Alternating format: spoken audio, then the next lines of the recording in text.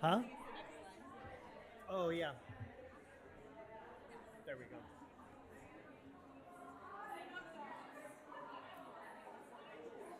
Okay, folks, we are going to go ahead and get started with our next panel. Thank you all very much for settling into your seats. Appreciate you. I feel like a school principal right now trying to get everybody in.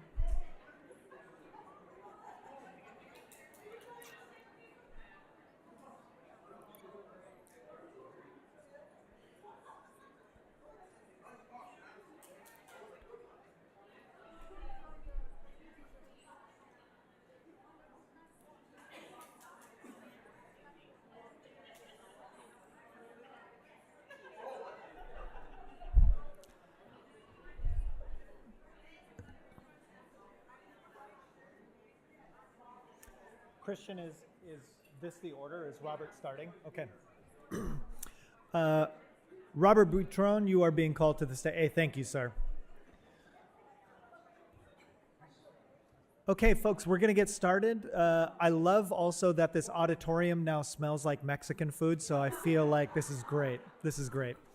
We're going to get started with panel 2. We'll get started with Robert first. This whole panel is dedicated to Mars and alternative art spaces. Take it away, sir. This is your pointer to go through each of the slides. Now, how do I get to my screen? So point to that slide. Okay. All right, I think I'm ready. After that fall, we'll see. Hold up a second. I got to pause.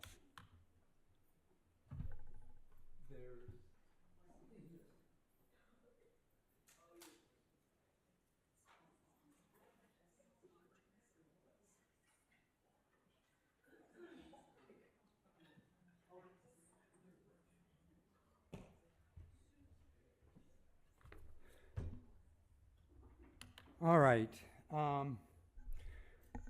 This is a list of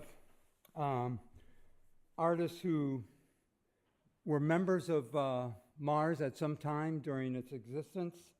I apologize if I omitted some people or misspelled your names. I wasn't around the entire time. I also wish to thank Christian and the Phoenix Art Museum staff.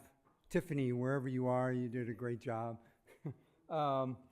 Matthew, Sandoval, Annie, and others who contributed to organizing this symposium, and the people actually who helped support grant funding for Mars, and the people who supported Mars or who were patrons of Mars.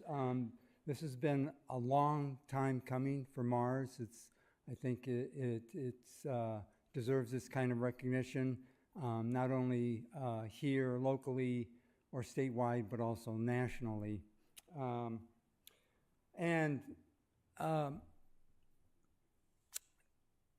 Martin kind of jumped ahead of me with some of the people who are no longer with us, but I want to mention again that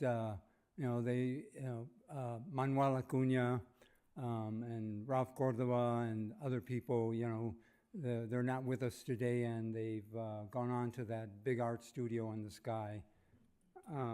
So, on that note,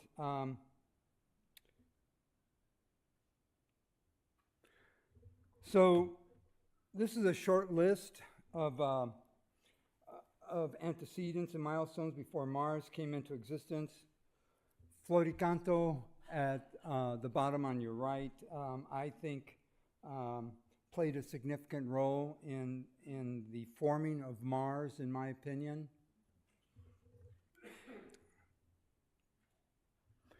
And Floricanto traveled around the Southwest.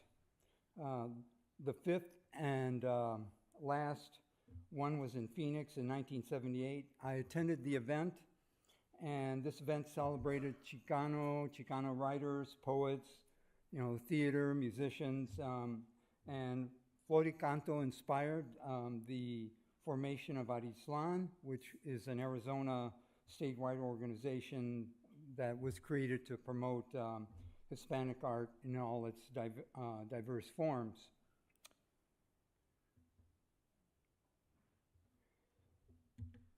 The first annual Arizona Chicano Art Show.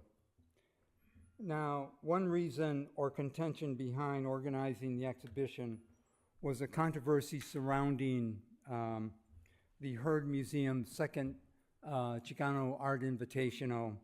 But that's another story.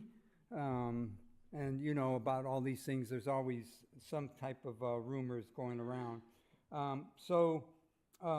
A few more artists were missing from this poster, but as you can see, the last one there, I added my name, and some artists also probably did the same thing as I did, where, okay, I'm missing, but I'm missing from this. But now, I encountered Jim Covarrubias at Arizona State University. He was roaming the halls and the area around Arizona State University art department, looking for Chicano artists, recruiting them to be part of this exhibition. And he informed me of the show, and you know, he encouraged me to participate.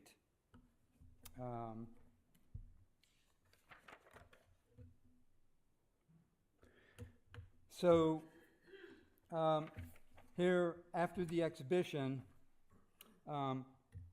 artists, you know, the day after the exhibition, artists picked up the work, and Jim proposed a meeting for September 23rd at the Encanto clubhouse, and not all the exhibiting artists showed up at this meeting. At this first meeting, you know, we don't really have an art agenda or any agenda whatsoever, and so we winged it. And the first thing of business is, you know, like, well, let's form some officers. Let's like make this really kind of professional or formal, at least the way artists might think something might be professional. Jim was elected, you know, president. Liz Lerma was elected or nominated or whatever, you know, as the secretary, because that was a woman's job. So Liz just stood right up and, you know, that was it. She walked out. She was done.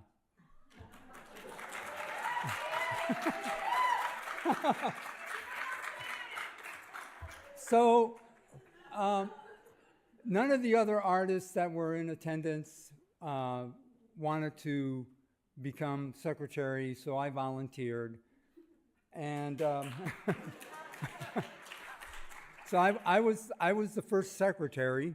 And so now the next order of business, if there was such a thing as an order of business, what we were doing, it was like, well, what do we name ourselves? So some names were proposed, and you know, one name stuck. It was proposed by one of the Mars members who's not here, Jose Andres Giron. He came up with the name Movimiento Artístico de Rio Salado, and the rest is history.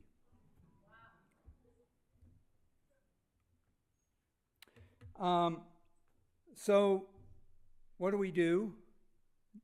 The nomadic years, we have no space, and we had one meeting. We have to have more meetings. We have meetings at around various homes of the artist, and we want to show our work, and so during this nomadic time, we want to show our work, and we came up with, well, we also need to come up with some type of expenses, how to pay for expenses. So we decided to have a membership dues, which was $5 per month. And believe it or not, you know, artists, even though all of us were somehow working somewhere, had families, something, $5 were too much in 1978, so it was really like pulling teeth from artists to give $5 a month. So that was just the way we started. And during those 2 years, we displayed our art at numerous places in the Phoenix metro, or in today's vernacular, they're called pop-ups. And we were, we're artists. We want to get our work out. We're energized, and we want to get our name out there. We want to be in Scottsdale, and all the gallery, row there. So over time, we created, or found portable installation arrangements and stuff, because you just don't go around carrying your canvas or your framed piece of work or sculpture. It's like, okay, let's do this. So things like Ed Diaz's sculpture, it's like, how do we transport that? So this is something that would pop up, so imagine that.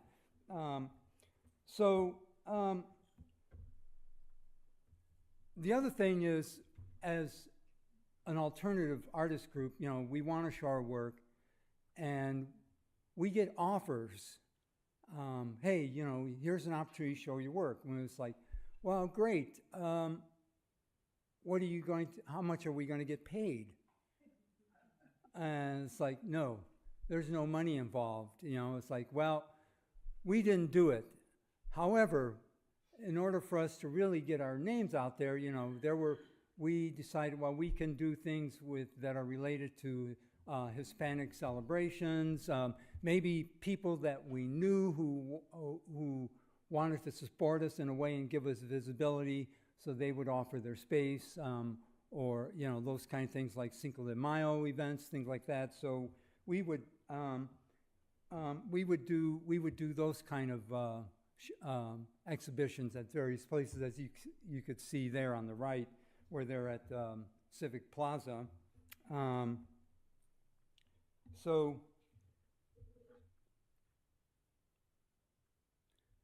here's another one here. This one, as you can see, Jim Covarrubias was really, he knew a lot of people, and he knew how to network, and he also established connections to just kind of expand our network. And he got a hold of somebody from KET Channel 8 at ASU.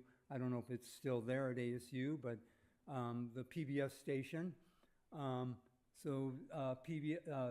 8 did a Mars feature, a short feature, and it's something that most alternative art galleries or organizations need. They need that kind of visibility, that kind of support.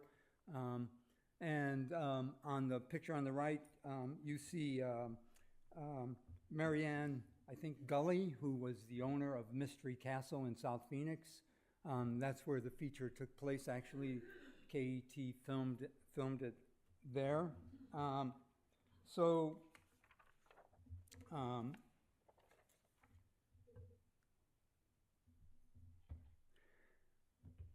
Now, after 2 years, we finally land a home. Unfortunately, it's not the Guggenheim in New York. So around December in 1980, Mars signed a lease, rent a space from Valle del Sol, who was our landlord next door to us, and this was at 1201 South First Avenue. I don't remember the name of the barrio. I don't know if it was Los Marcos or something like that. Anyway, Valle del Sol is a nonprofit community organization. So funding for the lease came from Arizona Commission on the Arts, and Jim probably wrote and applied for the grant, most likely consulting the commission how to apply. The space was full of, just office furniture, school desks, dust, just a bunch of junk. And so again, you have to gather a bunch of artists to say, hey, we got to come here and clean up, and imagine trying to gather, it's like, we're trying to be worker ants, but you know, most artists are not kind of worker ants if you think about it. So it was a way for us. We got the space, and we had to. The other thing that we get this. In order to get a grant, we need to also get a 501c3, which is nonprofit status. So that was something we had to do.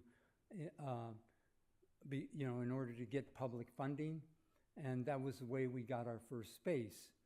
Now, I don't remember how we did this. I think most organizations now consult an attorney, who does this. But, what the heck? Let's go for it.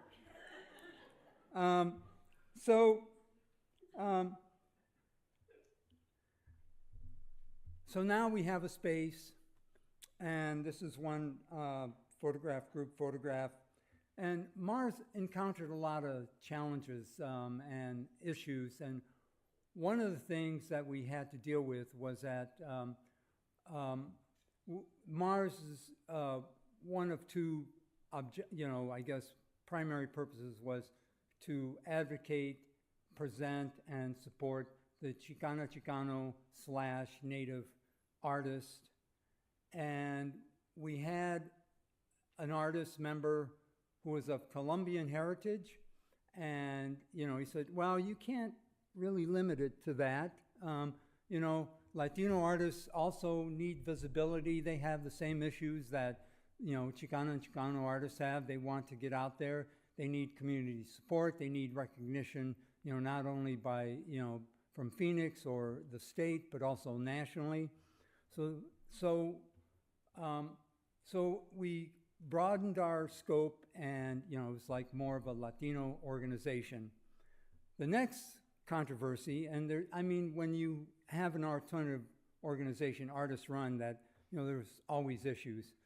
The next big issue was that it's like we had two people who were not Chicana, were not Latina, and they were white, but they had an affinity to Latino, Mexican culture, and they wanted to be part of the organization. They saw what we were trying to do, and some of the members disagreed, and we reached a sort of a compromise where, while members, we can, anyone can apply if they will support, the mission of advancing and supporting Chicano artists and native artists as well.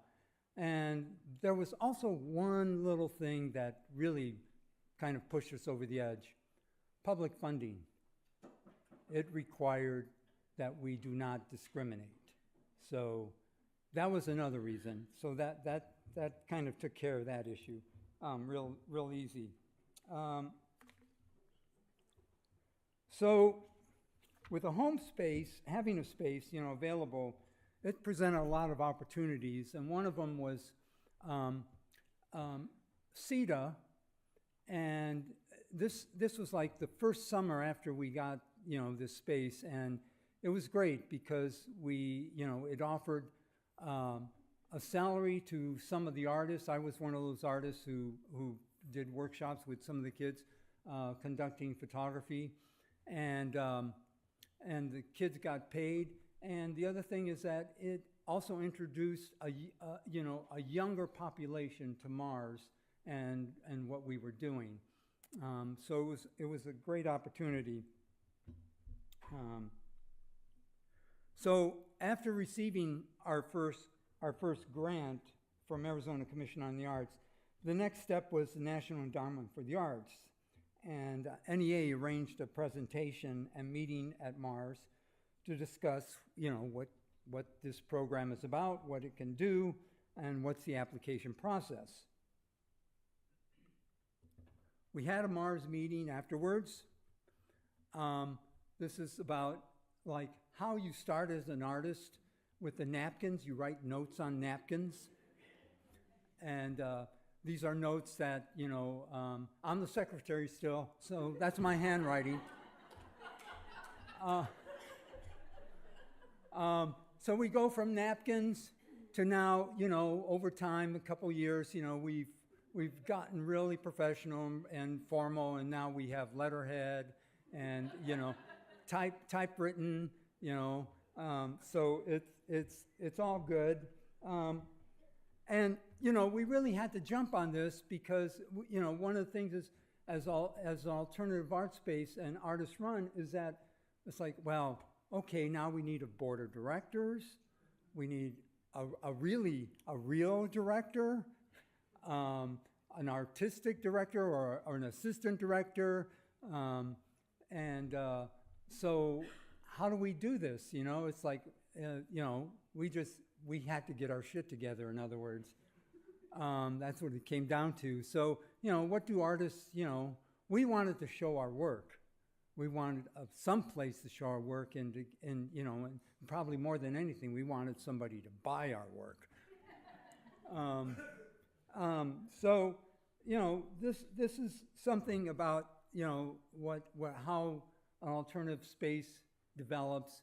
The other thing is that, you know, we find out when we're writing now grants, there's these grant buzzwords that you can use.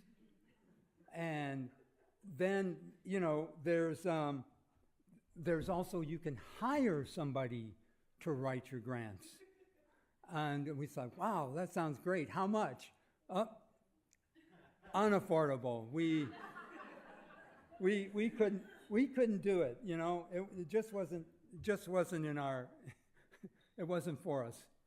So with some of the money we got, you know, these are some of the promotion, marketing things we did.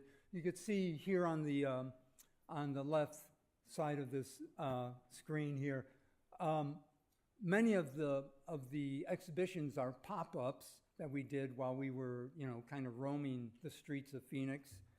And so you get an idea of how we started and what an alternative artist space, artist-run space needs to do to start getting the word out, to get visibility. So you get an idea of what's going on there. So with grant funding, after the whole place was cleaned up and we had already a few shows, we remodeled the place and we changed everything. So you get some of that, and you get one of the first shows there in that remodeled space. You can see, I must like Liz's work because she was in another, she was in an earlier photograph, so she showed up there. So this is how Mars looked in the change. With renovations done, you know, Mars initiated an annual group show. It began in Mars 82, and it just kept going, you know, Mars 83, Mars, you know, and so that would continue. We established a board of directors, and me, as the first director, I was selected as the first director. I was an unpaid director, unfortunately. We still didn't have enough money. Actually, I should point out, and also the artist also would have to sit. I would sit at the gallery. That's the other thing required by alternative art spaces. Who's going to keep the space open? So I think when I zoomed in on the back of that, you know, in the back end of that photograph on the right, I think that's Liz back there. So, and that might be Roxy, her daughter. So anyway, so that's, you know, that's how things began. So then we have here, you know, with some people here, and notice a Phoenix Art Museum director shows up. I don't know, I think Jim is here around here somewhere.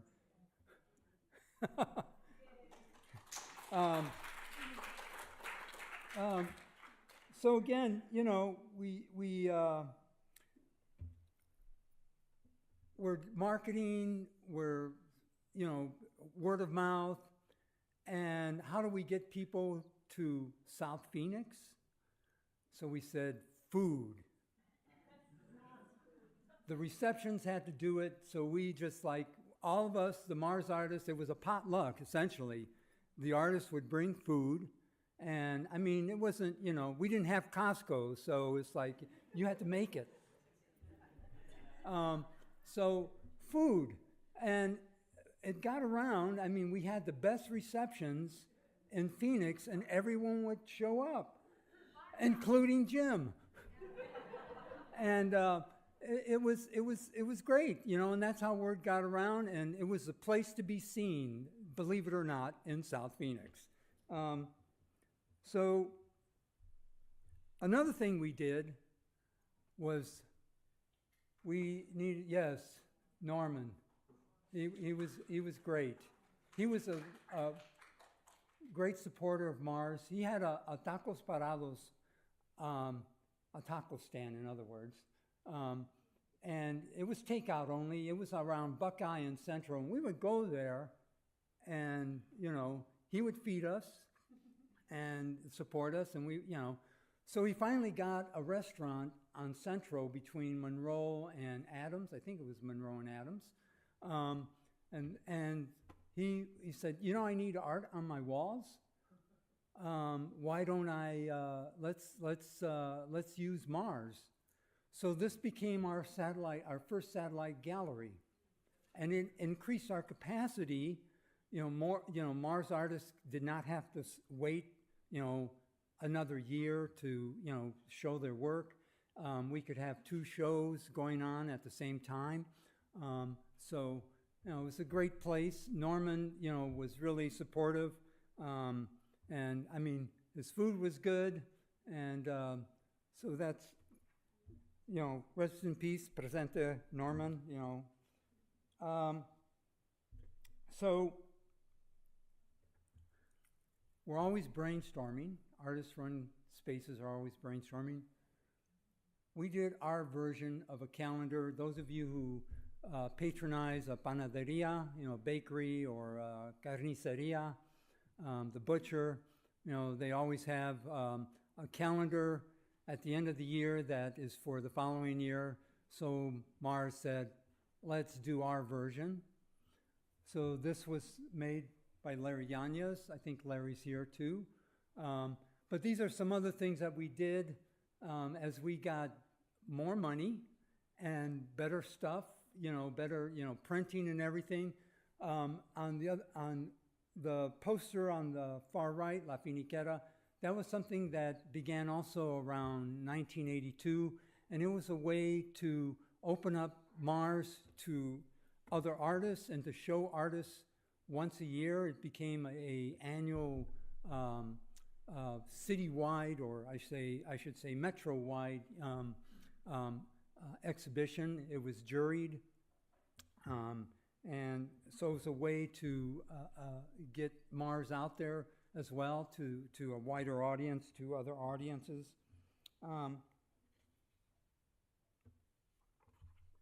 Then this was a brilliant idea, I think, the Blue Light Special.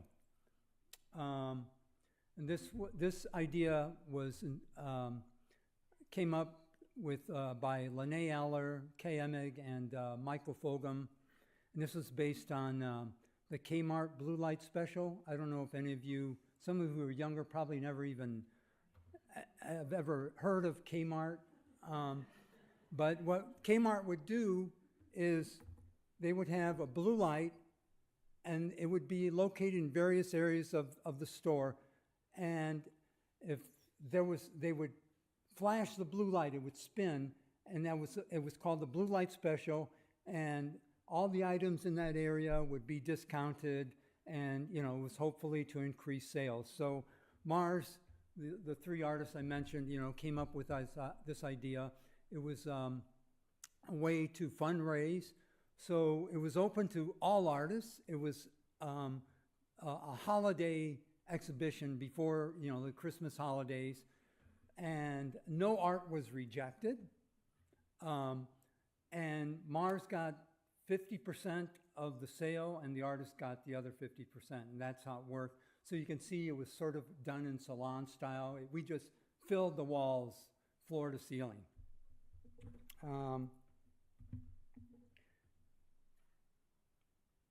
Then another thing that we did was the visiting artists printmaking residency. And again, it was a way to fundraise. And the first one was with Luis Jimenez.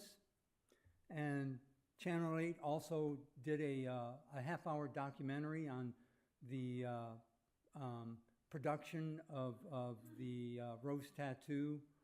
And it really got a lot of attention from Mars as well as for Luis Jimenez. And the way this worked out was that I knew Joe Segura because I was going to ASU at the time, but well, not at that time actually. This is afterwards. I had already graduated, but so I approached Joe to try and work something out with Luis Jimenez, and it became an arrangement that with all the subsequent visiting artists or printmaking artists, they would create a print for Mars through Segura Publishing. And the arrangement was that Mars would get, it was an edition of 100 prints. Mars would get 50 prints, and the artist would get the other half. And Mars would have, would get the first chance to make that print available before the artist made it available. So it was a way for us to, again, the organization to fundraise. We also, the second artist that came was Osco. Only Harry Gamboa Jr. and Gronk showed up of the collective, and they did a range of performances and exhibition in the gallery. Guillermo Gomez Peña also was the third one. He came up as well. He did a performance at Fina Cocina, and then did two performances at Mars Gallery. Then Mars had to move. This was my last involvement with Mars. I was a guest curator, and I organized a show, a photo show called Chicanolandia, and it was in the new space. I think Mars had moved in, I think, around 1991, and so Mars continued from there. Valle del Sol had to grow, and it needed our space, and so we were lucky to move, to have this space, and Mars continued for another 10 more years, I think, after that. And that wraps it up, folks.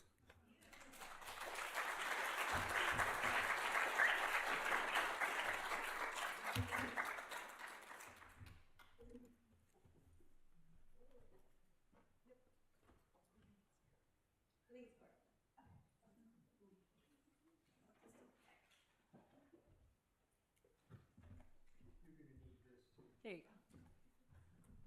Oh wait, I was wrong. My apologies. Melissa, you're up next.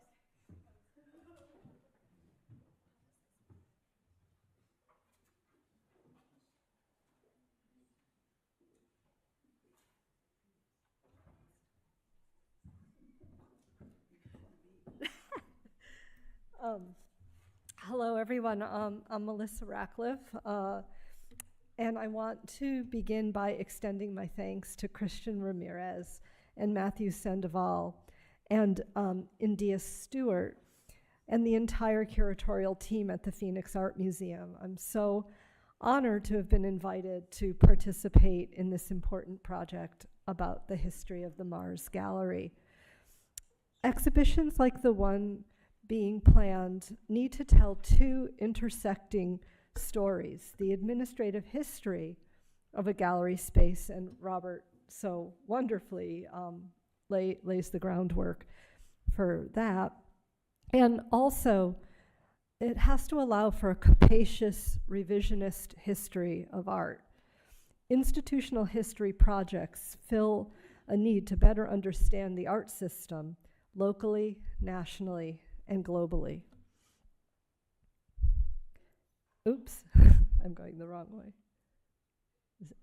Yeah, okay. My talk today swerves east from Phoenix to New York City, where I'm based. Recently, the Museum of Modern Art presented the exhibition Changing Spaces, an exhibition about Linda Good Bryant, who ran an alternative gallery in the late 70s and early 1980s called Just Above Midtown, or JAM. It brought renewed attention to this innovative space that supported African American artists, along with artists who had not yet become part of the cultural mainstream. The exhibition at MoMA included archival material that revealed the administrative pressures facing the organization without a patron base. The juxtaposition of artwork with this mural-sized scan of past due invoices offers, at a glance, the story of nonprofit contemporary art galleries. They endure not because they could afford to, but they are propelled by visionaries who believe in the mission, believe in the artists in the face of mammoth hurdles. This economy of means and strategic use of bartering and encumbered debt becomes the curator's framework through which to understand JAM's ethos and the types of projects championed there.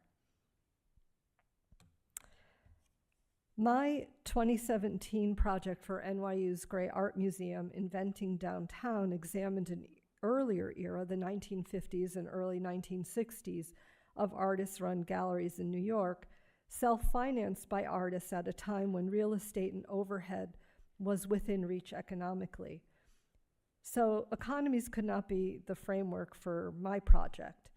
My understanding of the era correlated to the primary sources.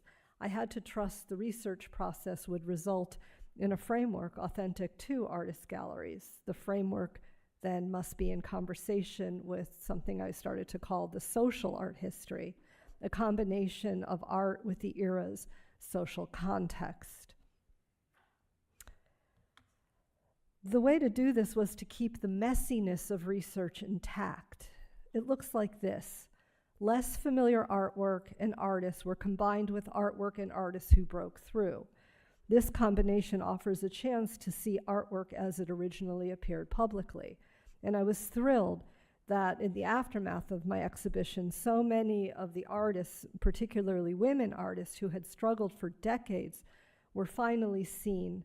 They were accorded the respect and attention they so fervently deserved. And actually, as I left New York to come here, the Whitney Museum opened up a surrealism exhibition, and one of the artists who was in Inventing Downtown has a number of works at the Whitney now for the first time, and she's 92, so so yeah, living long is also helpful.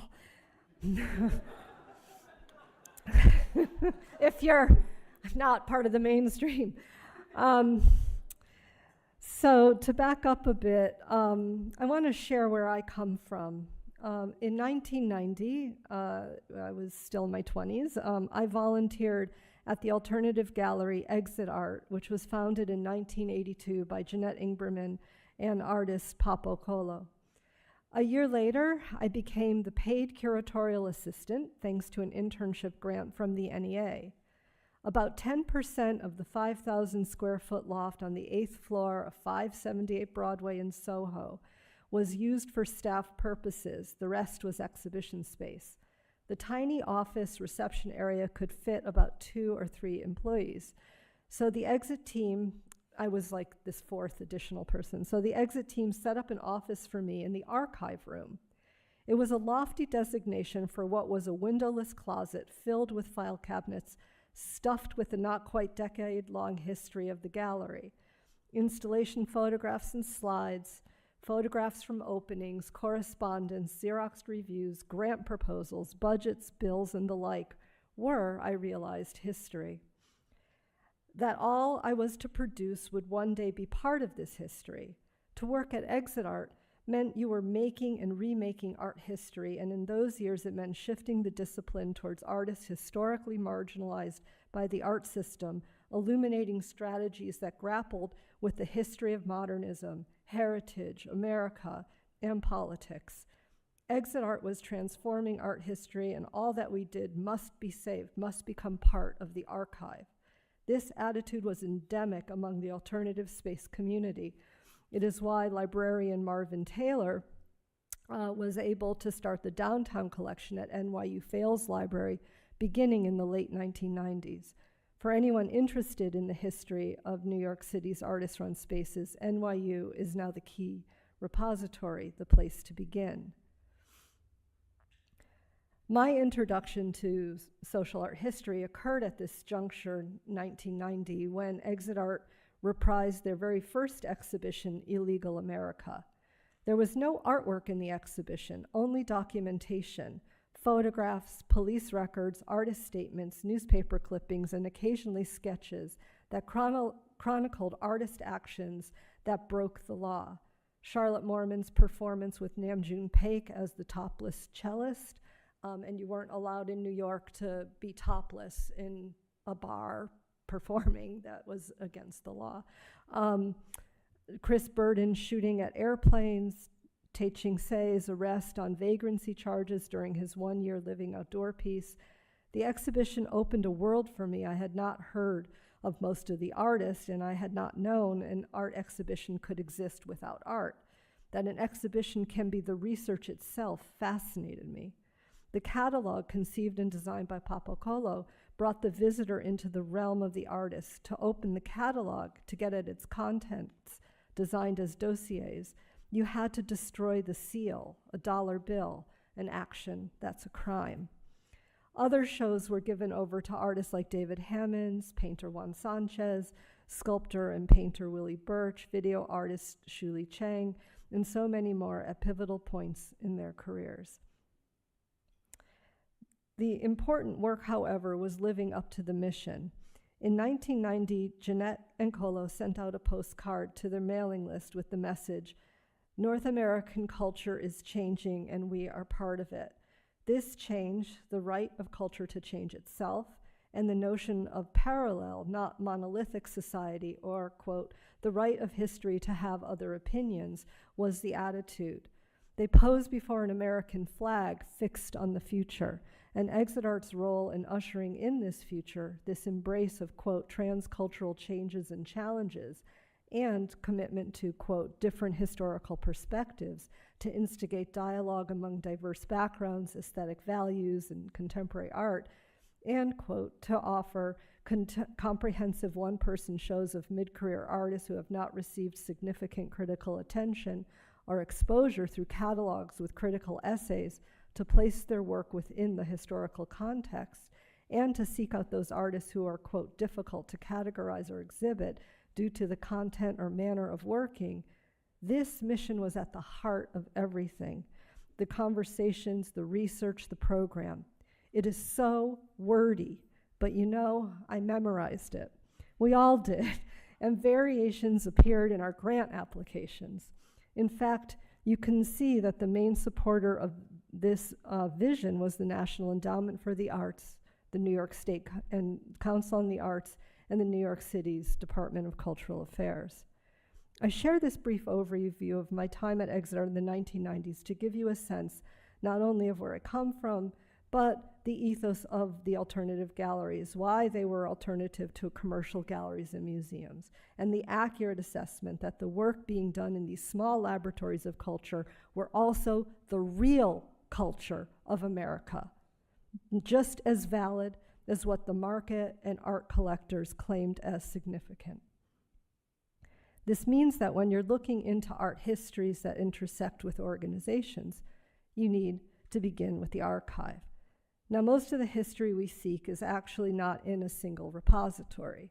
Most primary sources are stored away in closets, under a bed, tucked into boxes in attics or basements.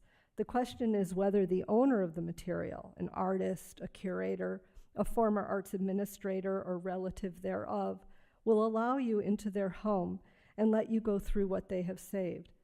This history is precious. You must build trust. It's okay to not know precisely what you're going to do. And even if you think you know, it changes as you meet those keepers of the treasure, because their histories challenge whatever you thought you knew to begin with. This is why it's important to delay your framework until you have a feel for the material. But in curating and writing, you must bring order to what is so marvelously unordered and lived through. This is when you experiment with the framework. For me, the challenge is to keep the open-endedness of the lived experiences represented by primary sources palpable in what you produce. This is what Papakolo and Jeanette Ingberman were so adept at. They would come up with just enough structure without a conclusion. The projects could be added to endlessly. And in this, Alternative Histories, some of you might know that catalog, but each site was represented by a box, and anyone who was part of that organization got to send ephemera that would be put in the box. So when you went to the exhibition, you sat at this long table and you could just pick whatever box you wanted to go through. And if they found out they left someone out, they just made another box and got it together. So, anyway. I kept this in mind when I embarked on the aforementioned Inventing Downtown. The idea came from a mid-2000 online exhibition organized by the Museum of Modern Art, archivists from the papers of the art dealer Richard Bellamy. I included Bellamy's Green Gallery in a course I was teaching in 2010 and remained curious about his career. He was such a reluctant dealer. I visited the archive at MoMA and in Bellamy's papers came across a folder of material labeled Hansa Gallery. Alan Capra was one of the better-known artists affiliated with both the Hansa Gallery, and he started a second gallery, the Rubin Gallery, for which there was no archive. Capra died in 2006, but the long-ago Rubin Gallery director, Anita Simmons, was alive and well and living on the Upper West Side of Manhattan. I spoke with her, and she in turn put me in touch with Millie Glimsher, an art historian and co-founder of the Pace Gallery, who was interested in the happenings produced at the Rubin Gallery. Millie shared a photographer's archive she had discovered and shared interviews she did with the artists involved. She also put me in touch with Julie Martin, whose collection of artist interviews conducted with her husband, the engineer Billy Kluver, was perhaps the most catalytic experience of my life. I received from listening to 40 or so interviews, all conducted in the early 1990s, a history of American art told from the vantage point of artists, dealers, and writers, all of whom emerged in the late 1950s. In this way, I was led, a bit like a bouncing ball around on waves, to sources, to collections. The process was not systematic. I became part of a community, an entire world, and at some point, usually a deadline, I had to stop and begin the second phase, synthesizing all I gathered, finding the framework that is authentic to the material. I decided, despite the variances in style, the framework that made sense for Inventing Downtown was formalism, discipline, specificity, modernist concepts, because all the artwork produced in the spaces were testing modernism's boundaries. At the time, you could have figurative artists, abstract artists, and artists who use space to ask, how far can you push art as an object until it no longer registers as an object of art? All coexisted.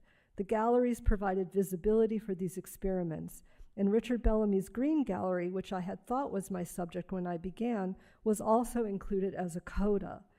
I still saw the Green Gallery as path-breaking, but now I understood it as it furthered male artists, not female artists, and gave only a partial view of downtown. In preparing for my talk today, I reread an essay I wrote for the 2012 book Alternative Histories, an analysis of the literature about nonprofit galleries in New York. I had forgotten that the essay's persistent theme was government funding.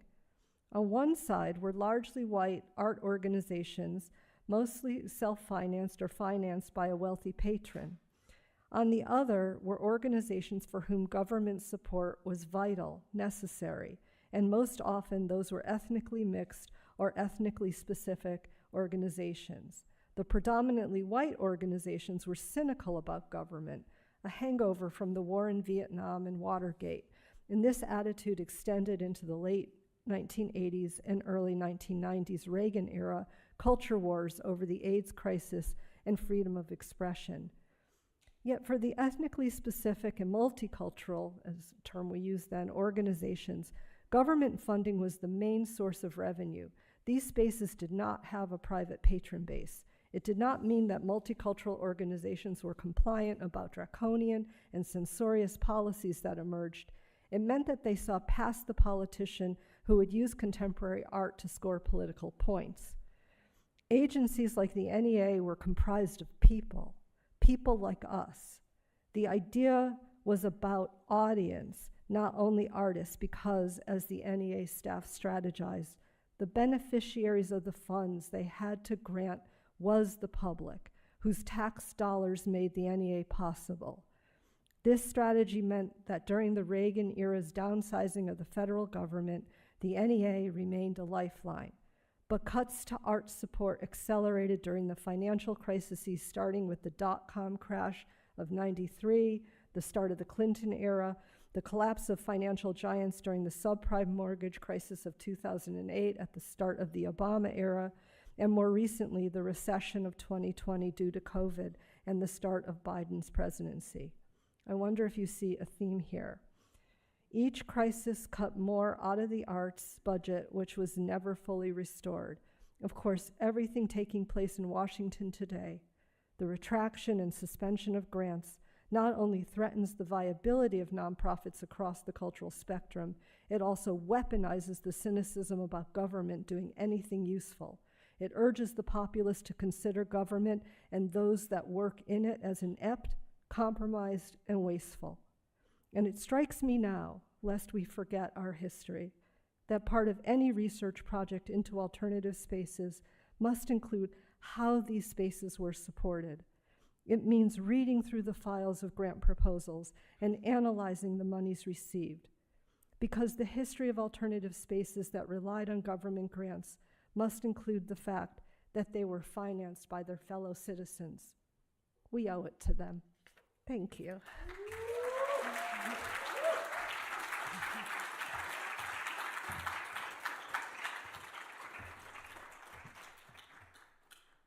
Oops.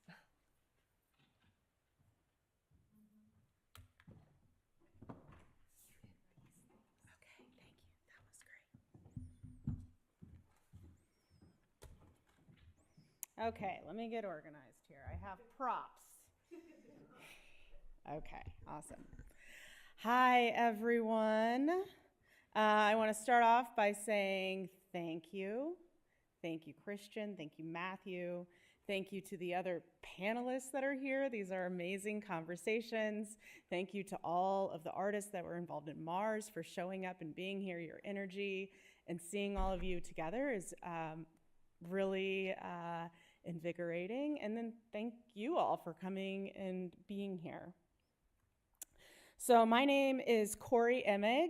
I'm an artist, organizer, educator, and artist advocate based in Kansas City, Missouri. Today I'm going to talk about a few projects that I've been a part of, as well as a few other artist-run initiatives that I'm passionate about in the Midwest. Artists have always built the systems and the spaces that we need. When the structures around us don't serve us, we create our own. Today I'll share a few projects I've worked on, highlight some of the incredible artist-run spaces across the Midwest, and point you to resources if you're interested in learning more or starting something yourself. An artist-run initiative is simply a project created and led by artists. Oftentimes, these are spaces that exist outside of museums, commercial galleries, or big institutions.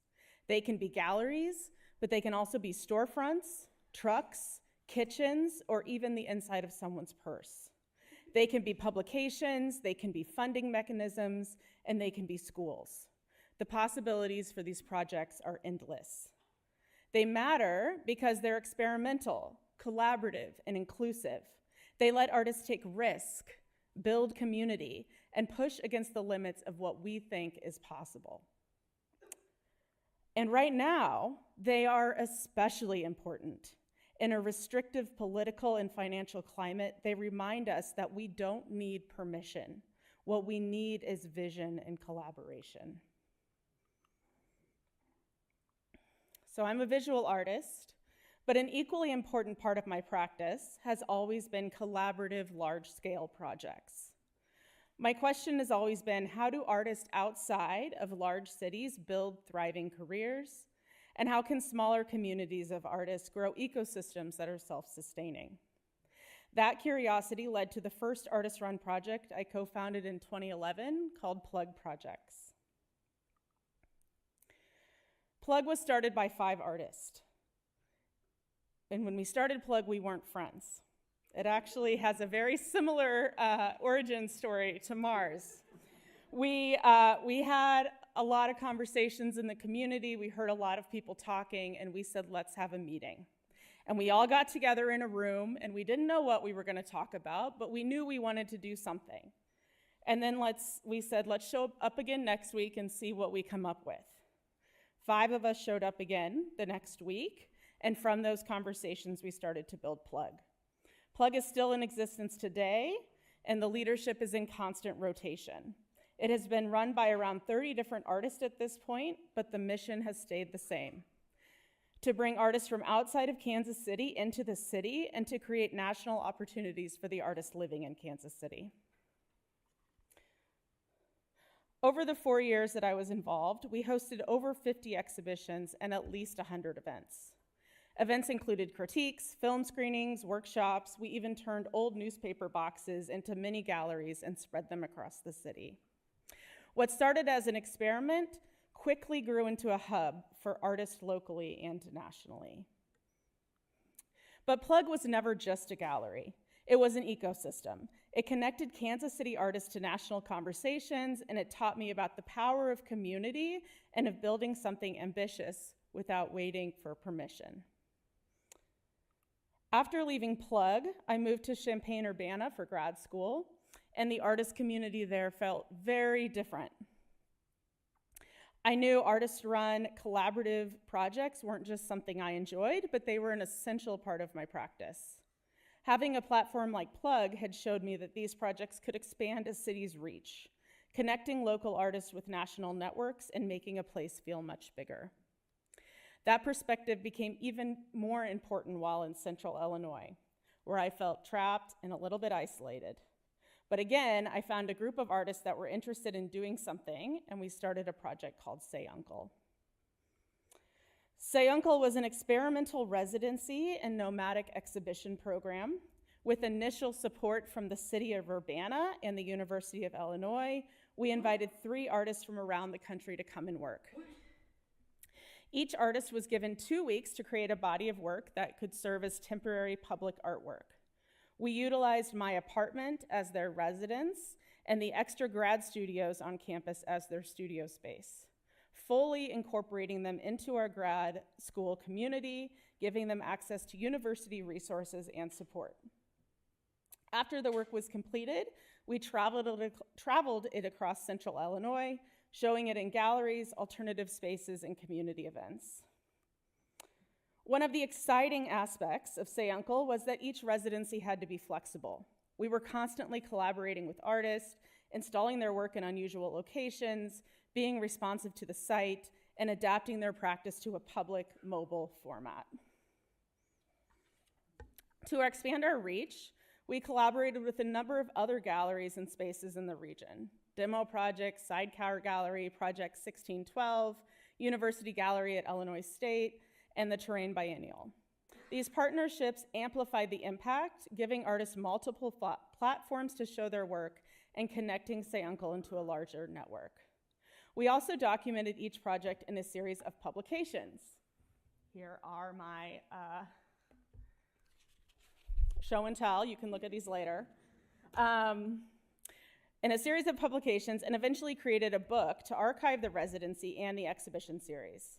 That publication allowed the work and the conversation around it to travel further. Through our work with Say Uncle, a community was beginning to form across central Illinois. We may not have been in the same city, but we realized there were vibrant art communities in towns 2 to 3 hours apart. Artists making exciting work, organizing projects, and building their own small ecosystems. Say Uncle gave us a reason to travel and connect with these communities. From that energy, Beyond Alternatives was born. Our goal was to create a symposium to continue conversations about artist-led organizing outside of large cities. We expected the local turnout from central Illinois, but instead over 100 artists showed up from across the country. The response showed us how hungry artists are for connection and how deeply this conversation resonates far beyond our own community. After the symposium, we wanted to expand the conversation nationally. We partnered with art critic Patty Johnson, who is also the keynote speaker at Beyond Alternatives, to launch a project called Impractical Spaces. Impractical Spaces is a project documenting active and defunct artist-run initiatives in all 50 states. This is an ongoing project, but it's not just documentation, it's advocacy. By mapping and archiving these projects, we show how essential artist-run spaces are to the cultural ecosystem and to ensure this work isn't lost but valued. Okay, now that I've shared those projects, they show a progression from being in one city locally to a regional network to a national anthology, but none of this exists in isolation. I'm gonna focus on the Midwest, and I'm gonna give a few examples of the spaces that artists are creating, including a wide variety of models and scales. These are storefronts, nomadic projects, residencies, and hybrid models. So let's look at these spaces. We'll talk a little bit about how they sustain themselves and the networks that they create. This is gonna be really fast. I have put Instagram handles and ways to access these projects on the slides, so don't be shy to get your phone out if you want to look up any of these as we're going. I'm going to start with Public Space One in Iowa City, Iowa. Public Space One was founded in 2002 by University of Iowa students. It began as a volunteer-run space above a bar. It has since grown into a cornerstone of Midwest artist-run culture. Over the years, it's expanded into permanent buildings, including galleries, studios, media arts co-op. It also runs the Center for Afrofuturist Studies, and it administers the Big Field Fund from the Warhol Foundation. I will have to say the Warhol Foundation comes up a lot. They are huge supporters of artist-run initiatives across the country, so thank you, Warhol Foundation. Through all of this growth, they have stayed artist-led and community-driven. Next, Project 1612 in Morton, Illinois. Project 1612 is a backyard residency founded in 2015 by Jessica Bingham and Alexander Martin. Artists live and work in their home for 4 to 6 days, ending with a one-night exhibition in the garage. There's no fees or commissions. The founders cover all of the expenses, and the residency prioritizes underrepresented artists, creating a space rooted in generosity, trust, and shared commitment to art making. Next up is CREA. This is in Holland, Michigan. CREA, formerly called The Garage, is a DIY artist-run education space founded by Yair Medina. It's small in scale, but big in ambition, a space for dialogue, critique, and community education. Artists curate exhibitions, host workshops, and lead discussions. Rooted in Yair's practice, it blends Midwestern Chicano culture with experiential media, showing how small-scale artist-led projects can cultivate deep local impact. Next is Dream Clinic. This is in Columbus, Ohio.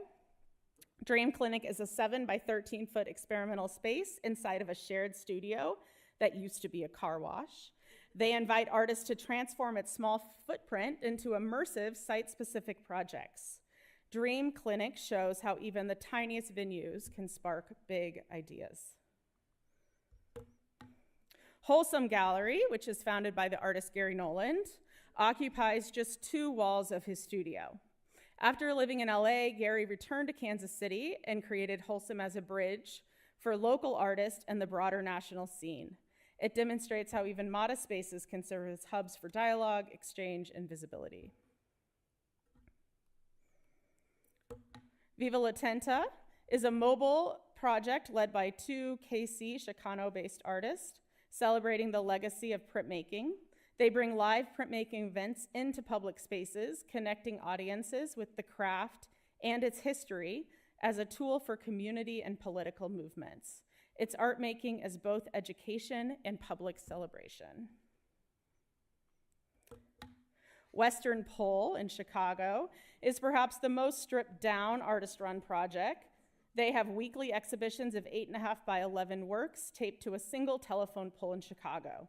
Over 200 artists have participated with documentation shared online.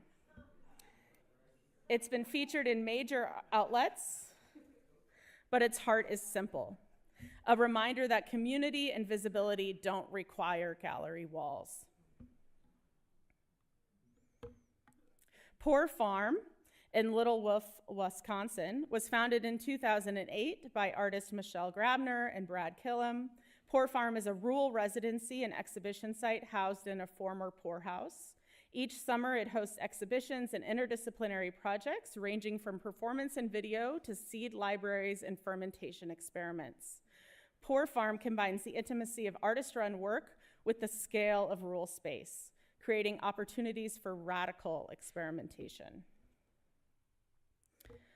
Trist is located in LA. This is an international art fair for artist-run spaces. It's organized by the Torrance Art Museum, and it brings together grassroots collectives from around the world, offering exposure, exchange, and collaboration.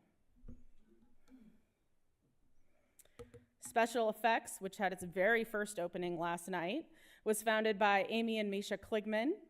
They blend the ethos of artist-run projects with a commercial gallery model. They represent artists, participate in art fairs, and connect Kansas City to national markets. It's an example of how artist-led initiatives can expand into professional platforms and the larger art market while staying rooted in community. Now I want to move on to some funding. We talk a lot about these spaces, but how we make it work is a really big question. This is actually artist-led funding. It's called the Grilled Cheese Grant. The Grilled Cheese Grant is an annual artist-run micro-granting event where sandwiches fund artists. Attendees purchase grilled cheese sandwiches and vote on finalists with the proceeds distributed as grants. It's playful, but it's also impactful, building community while providing direct financial support to artists. The Open Fund in Milwaukee, Wisconsin, supports experimental, collaborative, and public-oriented projects with grants up to $10,000. It's backed by both the Warhol Foundation and the Ruth Foundation, and it funds initiatives like zines, civic actions, and pop-up shows. It shows how artist-run funding can scale while still centering experimentation and community impact. Cultural Producers Grants. This is a granting program based in Kansas City with the Charlotte Street Foundation, and it's funded by a local individual who truly believes in artist-run spaces and the power of what artists can do. This program awards $50,000 annually to small artist-run spaces and projects in Kansas City. It highlights and sustains the city's grassroots ecosystem, offering crucial sustainability to spaces that often run on passion and minimal resources. Next up, I've just listed some resources where you can find more information, where you can find more spaces. If you're interested in Midwest spaces, MDW is a great resource. They have a wonderful map that has little pinpoints of alternative spaces all over the Midwest.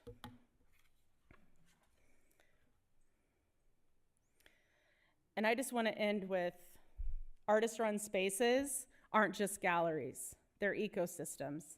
They connect artists, foster experimentation, and open doors that would not exist otherwise.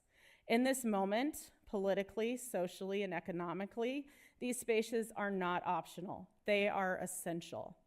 They allow artists to build community across geographies, experiment outside institutional or commercial pressures, support emerging voices with funding, mentorship, and exposure, and invent new ways of working together and sustaining creative practices. From backyard garages to rural residencies to national networks, the lesson is clear. Artists build the systems they need. They don't wait for permission. They create the future. I hope these examples today are inspiring, but I hope they also challenge you to imagine what's possible in your community and to recognize that these artist-run spaces are the lifeblood of a thriving, inclusive cultural landscape. Thank you.